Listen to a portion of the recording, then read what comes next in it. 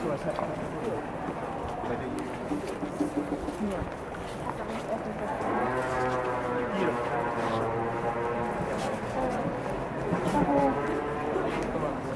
adjak papír?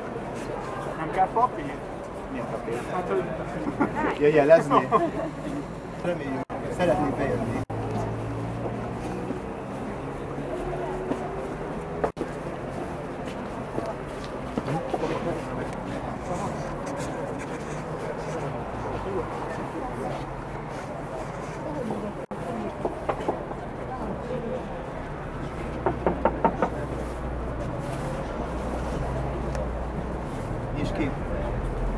Elnézést, csak szeretnénk bejönni az ingatlanba, amit mi birtoklunk. Én a Maron Klub Egyesület elnöke vagyok, és szeretnék bejönni ide.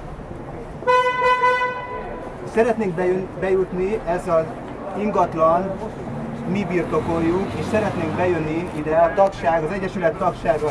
Itt a tag... De most önök ezzel megakadályozzák, hogy a birtokunkban lévő ingatlanba bekerüljünk.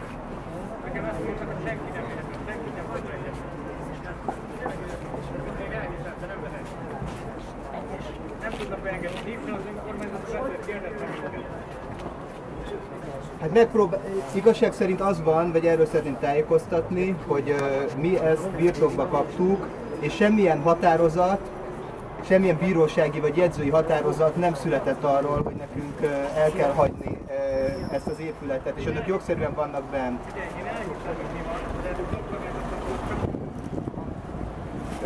Az önkormányzattal, az önkormányzat nem küld, nekünk küldött egy papírt, ez a papír az nem megfelelő, és arra nem hivatkozhatnak igazság szerint.